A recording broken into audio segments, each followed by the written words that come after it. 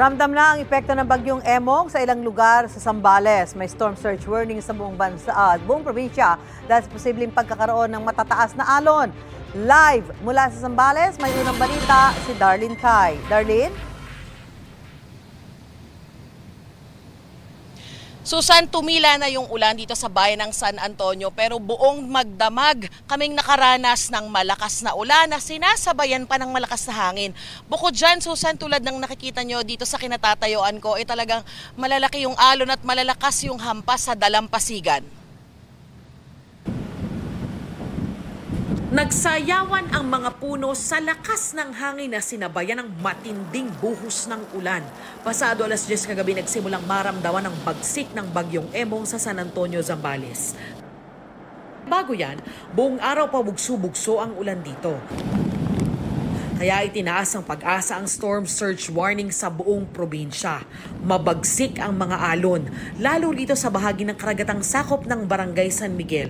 Noong nakaraang linggo pa ganyan ang sitwasyon dito hanggang sa tuluyan ng sinira ng bagyo ang bahagi ng coastal road.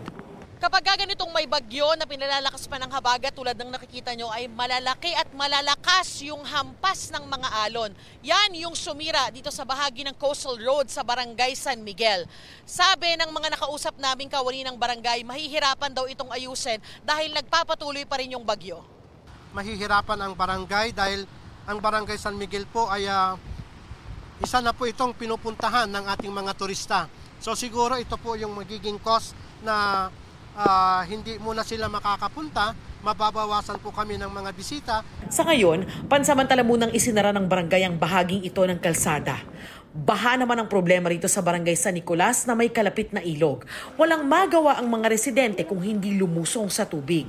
Pinasok ng tubig ang gawaan ng hollow blocks kung saan nagtatrabaho at stay-in si Joey. Wala nang kita dahil tigil trabaho, sinira pa raw ng bagyo ang bubong nila.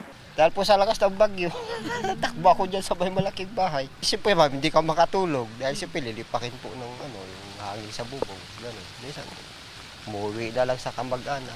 Ayon sa San Antonio, mahigit 1,300 pamilya ang binaha sa buong bayan. Halos 300 residente naman ang pansamantalang nananatili sa evacuation centers. Dahil sa tuloy-tuloy na ulan, agad binaha ang bahagi ng Olongapo-Bugalyon Road sa Subic. Kinailangan tuloy magdahan-dahan ang mga sasakyan. Sa Olongapo naman, tumaas ang tubig dahil ilang araw nang umuulan na sinabayan pa ng high tide. Ayon sa CDRRMO, 1,028 millimeters ang ulang ibinagsak sa Olongapo sa loob lang ng 5 araw. Higit doble pa yan ang average monthly rainfall nila na 470 millimeters lang. Parang basin kasi yung Olongapo City, no? Plus may mga barangays tayo na medyo mas mababa sa sea level siya. No? Kaya pagka may malakas na buhos ng ulan, tapos sasabayan niya ng high tide, talaga nagkakaroon ng flooding na kagad. Mahigit 700 residente pa ang nasa 10 evacuation center sa lungsod. Tuloy-tuloy daw na namamahagi ng relief packs ang LGU. Sinimula na rin daw ang pagtaya o assessment para sa mga maaaring mabigyan ng emergency shelter assistance. Nakahanda naman daw ang lokal na pamahalaan na rumisponde sakaling lumala pa ang sama ng panahon. For worst case scenario, talagang pinaghandaan naman ng syudad natin yan. No? So, andyan naman ang ating mga assets. No? Lahat ng response asset ay pinamobilize na ng ating punong lungsod. No?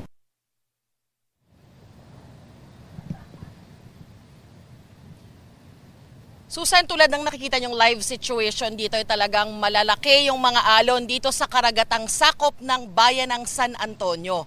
Ayon sa Pag-asa, may storm surge warning sa buong Zambales at maaring umabot ng 1 to 2 meters yung taas ng alon dito ngayong araw. Kaya talagang pinag-iingat yung mga residente. Tuloy-tuloy din po na naka-alerto yung buong LGU at nag-iikot na raw yung lokal na pamahalaan para mamigay ng relief packs at para na rin sa assessment o pagtaya ng posibleng naging pinsala ng mga sunod-sunod na nagdaang bagyo.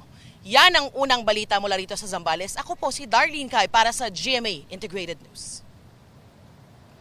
Maraming salamat at ingat, Darlene Kai. Mga kapuso, tumutok lang po sa mga ulat ng unang balita para laging una ka. Mag-subscribe na sa GMA Integrated News sa YouTube.